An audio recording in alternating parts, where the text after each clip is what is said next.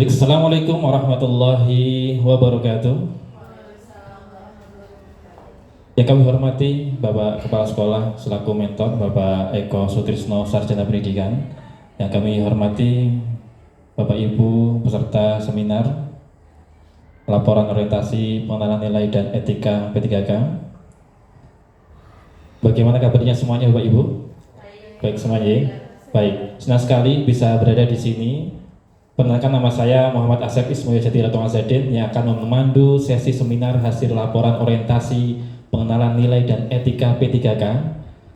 Sebelumnya akan kami bacakan susunan acara pada seminar kali ini. Yang pertama yaitu pembukaan, yang kedua adalah laporan hasil orientasi, yang kedua adalah masukan dan saran dari mentor, yang keempat adalah penutup.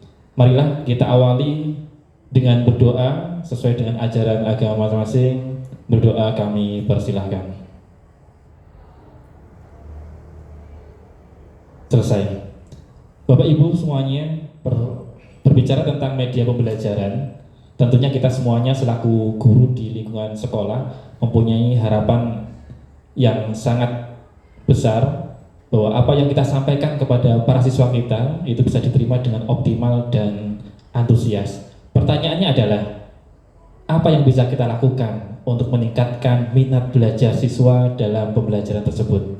Nah, pada kesempatan kali ini, semua akan dibahas oleh teman kita, Ibu Dorima Istianti, Sarjana Pendidikan. Beliau akan menyampaikan laporan hasil orientasinya dengan judul penggunaan media pembelajaran berbasis teknologi untuk meningkatkan minat belajar siswa pada mata pelajaran IPS di SMP Negeri 10 Kota Surakarta.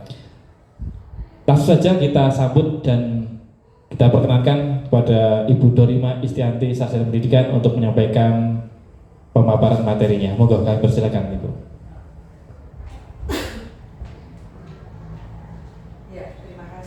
Terima kasih Bapak Asep untuk pembukaannya. Yang terhormat Bapak Kepala Sekolah, Bapak Eko Sutrisno selaku mentor yang senantiasa selalu sabar dalam mendampingi kami, para peserta orientasi pengenalan nilai dan etika pada angkatan yang pertama. Dan juga saya haturkan untuk teman-teman seperjuangan saya, angkatan yang pertama yang saya banggakan. Izinkan saya untuk memaparkan seminar hasil laporan orientasi pengenalan nilai dan etika bagi P3K Pemerintahan Kota Surakarta tahun 2024 dengan judul penggunaan media pembelajaran berbasis teknologi untuk meningkatkan minat belajar siswa pada mata pelajaran IPS di SMP Negeri 10 Surakarta. Sebelumnya saya perkenalkan diri dulu. Nama saya Dorima Istianti. Tanggal lahir saya Surakarta 16 Mei 1978. NIP saya 1978 05 16 20 2121 2005. Golongan 9. Jabatan yaitu ahli pertama. Saya di SMP Negeri 10 mengampu guru IPS. Instansi saya yaitu SMP Negeri 10 Surakarta. Alamat rumah saya, ini alamatnya masih tinggal bersama ibu saya, yaitu Jalan Marabaraya nomor 36, RT 1 RW 16 Perunas Mojosongo. Monggo kalau mau pinarak ke sana, monggo. Langsung saja saya akan memaparkan isi laporan dari hasil orientasi saya selama saya di sini. Yaitu yang bab pertama, ini saya bagi menjadi 5 bab. Yang bab pertama yaitu pendahuluan. Yang kedua, bab kedua yaitu nilai dan etika pemerintahan Kota Surakarta. Bab 3, nilai dan etika organisasi. Bab 4, rencana kerja P3K. Yang terakhir bab 5 yaitu penutup. Bab yang pertama yaitu pendahuluan. latar belakang yaitu pegawai pemerintahan dengan perjanjian kerja atau P3K merupakan solusi yang dihadirkan oleh pemerintah Indonesia untuk menjawab kebutuhan akan sumber daya manusia dalam pelayanan publik yang profesional dan berkompeten. Berdasarkan Undang-Undang Nomor 5 Tahun 2014 tentang Aparatur Sipil Negara atau ASN, P3 adalah warga negara Indonesia yang memenuhi persyaratan tertentu dan diangkat berdasarkan perjanjian kerja untuk jangka waktu tertentu. Pengangkatan ini bertujuan untuk mendukung tugas pemerintah sesuai dengan kebutuhan instansi pemerintah. Maksud dan tujuan. Maksud pelaksanaan orientasi yang pertama yaitu pengenalan tugas dan fungsi ASN. Yang kedua, penelitian dan etika pada instansi pemerintah, khususnya pemerintah Kota Surakarta. Tujuan pelaksanaan orientasi yang pertama, peserta mampu memahami program orientasi dan mengenal nilai dan etika instansi pemerintah, khususnya pemerintah Kota Surakarta. Yang kedua, peserta mampu mengaktualisasikan nilai dasar-dasar ASN berakhlak. Adapun waktu dan tempat orientasi, waktu pelaksanaan orientasi P3K angkatan yang pertama adalah dimulai dari tanggal 3 September 2024 sampai dengan 30 September 2024. Pembukaan dibuka dengan secara daring lewat Zoom. Yang selanjutnya yaitu tempat pelaksanaan orientasi P3K angkatan pertama, yaitu diselenggarakan di tempat kita bekerja, yaitu di SMP Negeri 10 Surakarta yang beralamatkan di Jalan Kartini nomor 12, Kelurahan Timuran, Kecamatan Banjarsari, Kota Surakarta. Selanjutnya yaitu bab kedua, yaitu pemerintah Kota Surakarta. Yang pertama yaitu visi. Visi dari pemerintah Kota Surakarta yang isinya adalah mewujudkan Surakarta sebagai kota budaya yang modern, tangguh, gesit, kreatif, dan sejahtera. Yang selanjutnya yaitu misi dari pemerintah Kota Surakarta. Yang pertama yaitu meningkatkan kualitas kesehatan masyarakat yang tangguh. Yang kedua, memperkuat pertumbuhan ekonomi yang adaptif dan berkelanjutan. Yang ketiga, mewujudkan tata ruang dan infrastruktur kota mendukung pemajuan kebudayaan dan pariwisata. Yang keempat, meningkatkan kualitas dan daya saing pemuda dan masyarakat umum di bidang pendidikan, ekonomi, seni, budaya, dan olahraga. Dan untuk yang nomor 4 ini nanti akan saya buat untuk orientasi saya. Ini nanti saya ambil yang di nomor 4. Yang kelima yaitu mengembangkan tata kelola pemerintahan dan pelayanan publik yang gesit dan kolaboratif berdasarkan semangat gotong royong dan kebenekaan. 6. Mewujudkan kemakmuran dan kesejahteraan bersama warga kota yang berkeadilan dan inklusif. 7. Mewujudkan daerah yang kondusif dan kerukunan antar umat beragama dalam tata kehidupan bermasyarakat dan saling menghormati.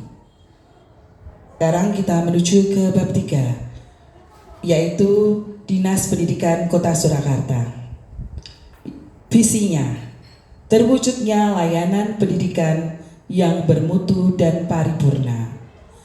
Misi dari Dinas Pendidikan Kota Surakarta yaitu meningkatkan keterjangkauan dan perluasan layanan pendidikan yang bermutu dan paripurna. Yang kedua, meningkatkan keterjangkauan dan perluasan layanan pendidikan yang paripurna. Selanjutnya, meningkatkan sumber daya aparatur yang membidangi pelayanan. Untuk yang ketiga yaitu instansi di mana saya bekerja, yaitu SMP Negeri 10 Surakarta yang tercinta. Visinya adalah terwujudnya peserta didik yang berperilaku terpuji, prima dalam berprestasi, berbudaya lingkungan, aman dan berwawasan global.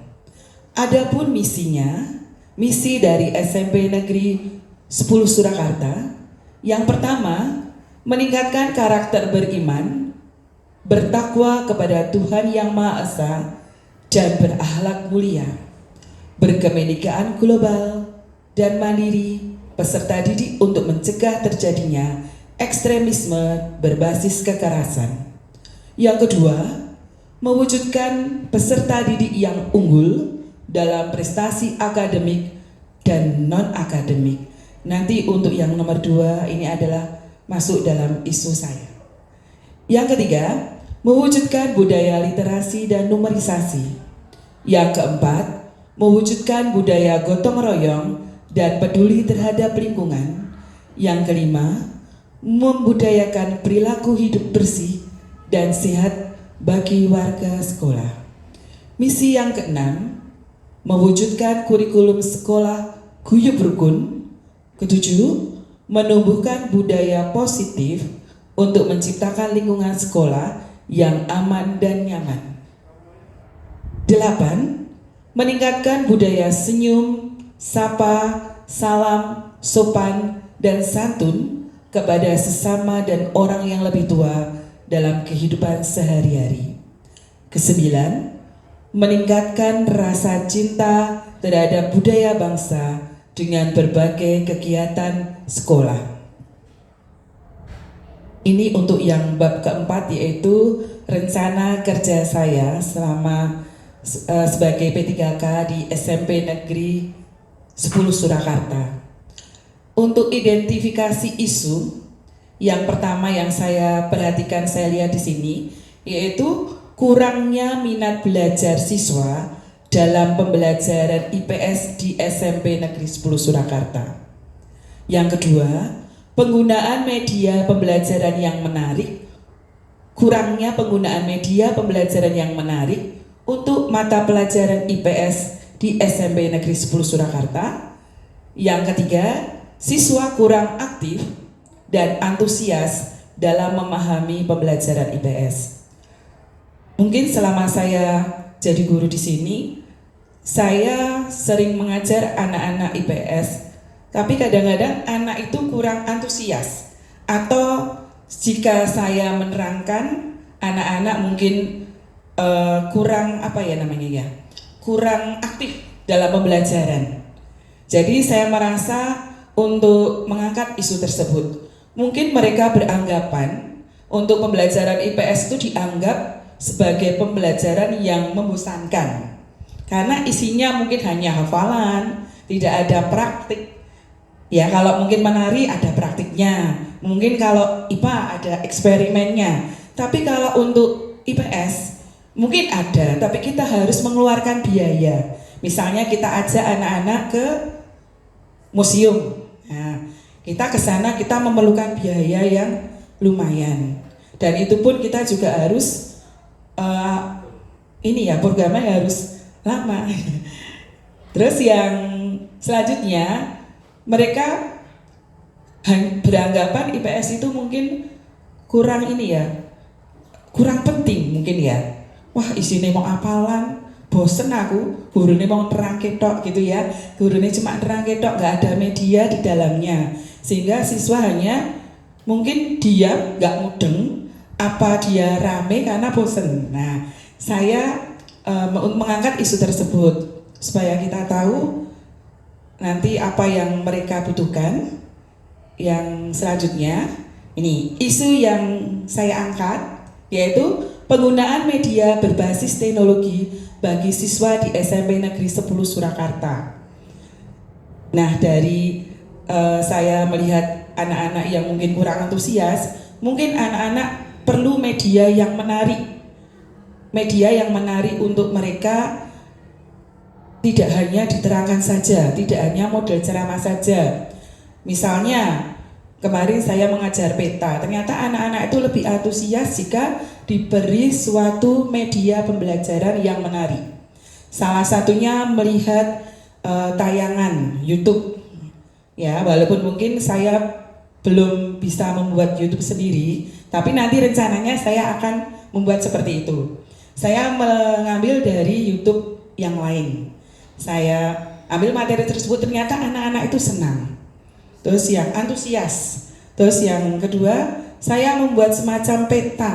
Petanya itu tidak hanya bentuk gambar, tapi peta itu dipotong-potong, dibikin seperti puzzle. Nah, puzzle itu saya gunakan dengan menggunakan aplikasi Canva. Nah, terus gagasan yang saya angkat ini ya, penggunaan media pembelajaran berbasis teknologi untuk meningkatkan minat belajar siswa pada mata pelajaran IPS di SMP Negeri 10 Surakarta. Ini rencana kerja tahunan saya. Yang pertama, identifikasi minat siswa. Yang pertama, saya menyusun kuesioner dulu untuk mengukur minat siswa. Itu saya sudah membuat semacam angket. Saya bagikan ke anak, saya suruh mengisi.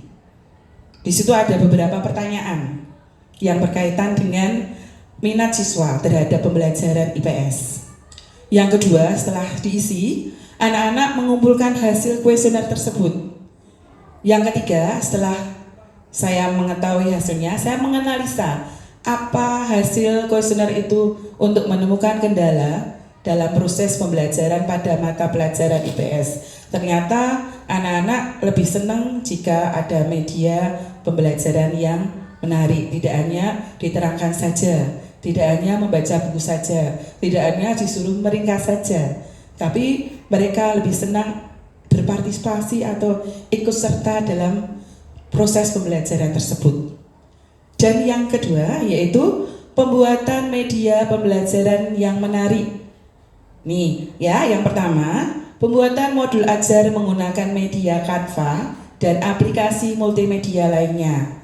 Seperti tadi saya buat puzzle peta. Saya ambil dari Canva, di sana ada cara membuat puzzle, ada juga teka-teki silang.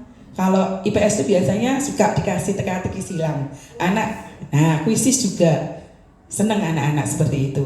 Yang kedua, kerjasama dengan tim guru atau MGEP IPS untuk membuat media pembelajaran berbasis teknologi. Outputnya yaitu terciptanya media pembelajaran yang menarik dan menyenangkan untuk siswa.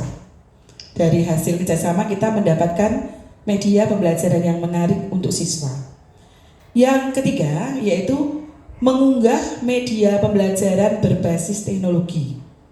Yang pertama yaitu mengupload media pembelajaran di platform yang mudah diakses, misalnya di YouTube, di Google Drive, ataupun Canva. Yang kedua, memberikan link kepada peserta didik.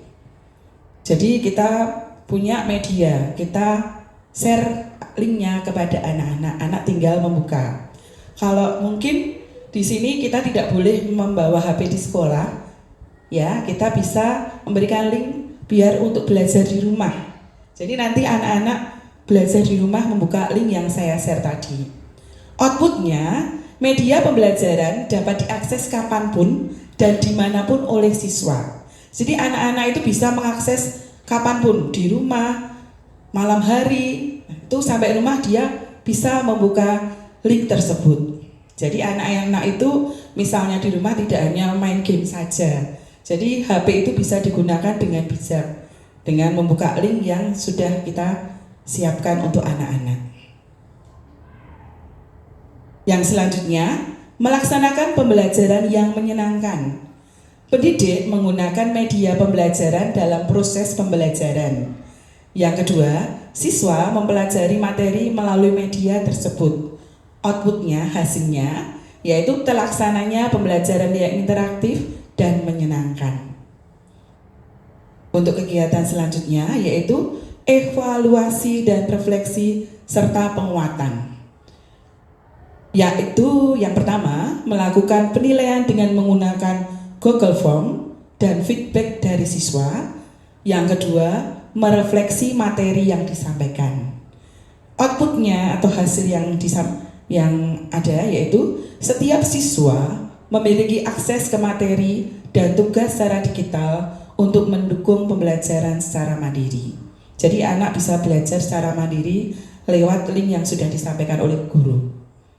Kontribusinya terhadap visi dan misi sekolah kita yaitu kegiatan selaras dan sejalan dengan visi dan misi SMP Negeri 10 Surakarta, yaitu mewujudkan peserta didik yang unggul dalam prestasi akademik dan non-akademik berwawasan global.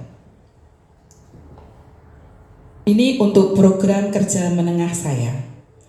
Tahun yang pertama yaitu peningkatan infrastruktur teknologi.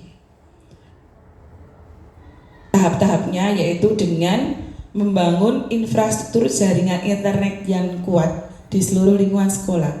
Jadi tiap titik ada internetnya. Ya. Terus yang kedua, menyediakan peralatan teknologi, tablet atau laptop untuk siswa yang membutuhkan. Dan yang ketiga, yaitu mengembangkan ruang belajar berbasis teknologi atau smart classroom dengan berkolaborasi dengan guru TIK untuk berbagi ruang lab komputernya. Jadi anak-anak tidak hanya belajar di kelas saja, kita bisa membawa mereka di lab komputer untuk melaksanakan pembelajaran dengan menggunakan media berbasis teknologi. Jadi tidak hanya di buku saja.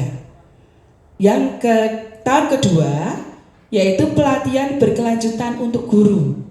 Yang pertama yaitu mengadakan pelatihan rutin untuk guru dalam penggunaan teknologi pendidikan. Ini bisa kita mengadakan pelatihan itu bisa lewat Zoom. Kan sekarang banyak seminar-seminar yang gratis. Kita cari yang mungkin temanya yang kaitannya dengan penggunaan teknologi sependidikan. Yang kedua yaitu membangun komunitas belajar bagi guru untuk berbagi pengalaman dan praktik baik. Yang ketiga, mengadakan seminar tentang inovasi dalam pembelajaran berbasis teknologi. Dan outputnya ini yaitu guru, hasil yang dihasilkan itu adalah guru yang terampil dan percaya diri dalam menggunakan teknologi dalam pembelajaran.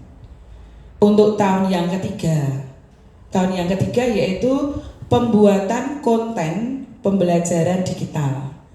Yang pertama yaitu dengan mengembangkan bank soal digital. Jadi guru membuat soal-soal, nanti kita share ke anak-anak untuk belajar dimanapun, kapanpun bisa dibuka. Dan materi ajar yang interaktif.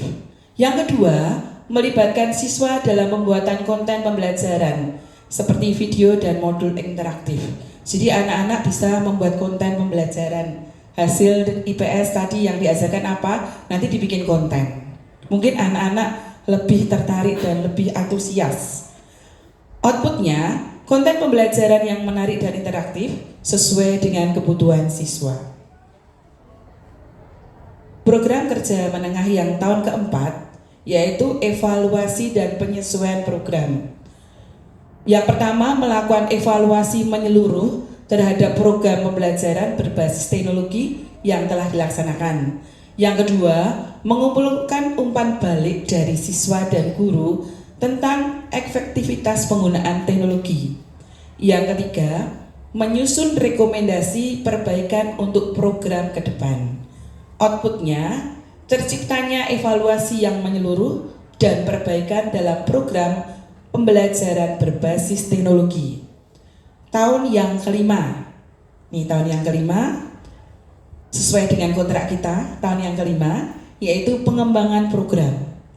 Yang pertama, menyusun rencana keberlanjutan program pembelajaran berbasis teknologi. Yang kedua, mengintegrasikan teknologi dalam semua aspek pendidikan, termasuk juga mungkin nanti ada kegiatan eskul yang isinya tentang media berbasis teknologi.